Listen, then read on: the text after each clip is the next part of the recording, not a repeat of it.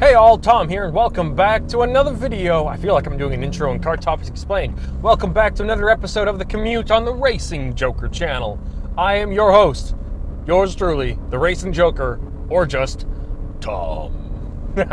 Today lately we've been really focusing on the M3, and let's just say we could be making an addition to the Racing Joker fleet very soon. I won't necessarily say specifically what car it is. I'm sure you guys might have been able to guess what it is. It's a car I've talked about a lot. It's really quite obvious, but I'm going to make you guess just a little bit, just for fun. But anyways, since we've been talking about the M3s a lot lately, and all that sort of stuff like Audi RS3s and supercars and all that, which supercars are really kind of very far into the future. So I wanted to bring it back a little bit and talk about what I'd want to do after the M3 GTR is done. So or mostly done. So where the engine is at a satisfactory state of performance, whether it's the S54 or the S65. It's got the body kit and it's got a nice wrap or paint job and livery. It doesn't matter. So don't expect me to have the R34 GTR in the US before 2027. 2027, simply because the car I want to get is a 2002 manufacture date car. So it would turn 25 at some point in 2027. It's a little unfortunate. I know a lot of YouTubers are going to be buying R34 GTRs in 2024 because everyone's going to want to jump on the bandwagon. And I gotta tell you, there was a point in time where I was really tempted to do that too. Just buy a standard GTR or a V-spec and just be done with it and have a 1999.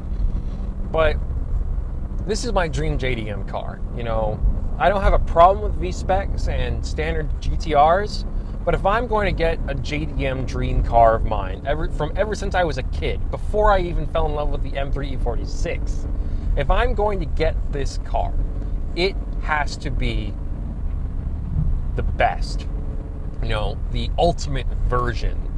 Probably just short of the Z-Tune, but still very special, very rare, and it's still an awesome platform to modify. I'm sure you guys know which version I'm talking about. It pays homage to Chief Engineer Mizuno, former Chief Engineer Nissan Mizuno syntax. So don't expect the car to be on the channel sooner than 2027. I might buy the car before that, but it won't be on camera. And I'm not going to say, oh, by the way, guys, I bought the car and not be able to point the camera at it. So the first video I'm ever going to make with the car will be in person. So if I have to go to Japan to film the car, that's what I'm going to do.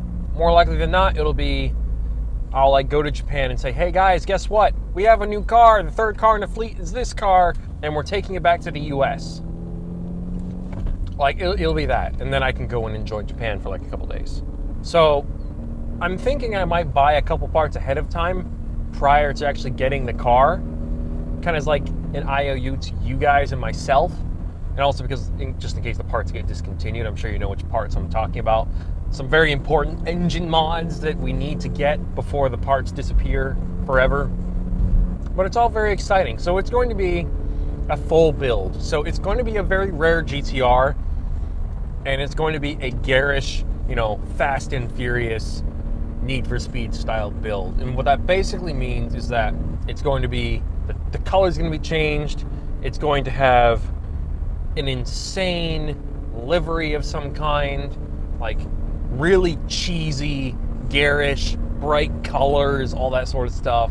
It's going to have nice wheels, body kit, big carbon fiber wing, so basically C-West body kit, paint job, wheels, all that.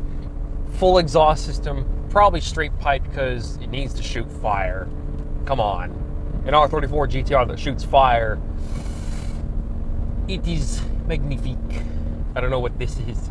Magnifique. It's going to be single turbo, have an HKS 2.7 or 2.8 liter stroker kit, 650 or 700 wheel horsepower. And it's not really going to be a show car, but it's also not going to be a race car. It's going to be what I would call a road rally car, a car for poker run or road rallies, like long distance driving with other really fast cars, like long distance cruises, let's call it that. And I'm probably going to keep it in 6-speed manual form. I know a lot of high horsepower R34 GTRs out there have sequentials. I'm gonna steer clear from that. I think I want it to be a driver's car, where it's not necessarily about being fast, but about being a fun experience. So it's gonna sound cool, single turbo, be fun to drive, 6-speed manual, look awesome, paint job, lights, body kit, wing, everything. The whole car is gonna be completely changed. The only thing I'm not gonna do is fill the car with subwoofers and computers to make it super heavy. Like, so the car will still perform fantastically. It's still gonna have good suspension setup and stuff, but it's not gonna be used for racing. It's not going to have a roll cage or anything like that. I wish I could tell you guys that I'm going to get the R34 GTR soon, but this version of the this version of the R34 GTR, I'm just gonna be very honest with you guys. These cars have sold at auction for more than $110,000, and they might end up selling for more. They don't actually sell as much as the V-spec tuners, which is good, for me anyways, but still pretty expensive. That's still like used Lamborghini Gallardo money. And I briefly thought that I could get like an Audi R8 or a Lamborghini Gallardo as like a substitute car between like the 2, 3, or 4 years of time where the M3 GTR is finished and until the car turns 25 and I can get it, and I can just sell the supercar once I have enough money for the R34 or whatever, or when the R34 is about to turn 25.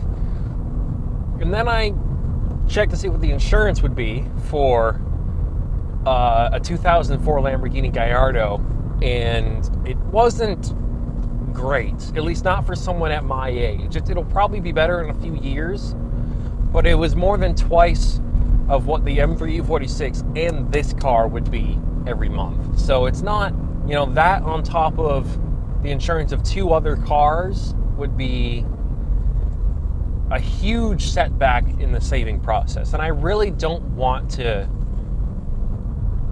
wait until after 2027 to get this version of the R34 GTR, simply because the price might go up, or they might be even harder to find because collectors in the US are going to want to buy them up. So I want to be one of the first people to get them before they disappear forever and before they get completely trashed.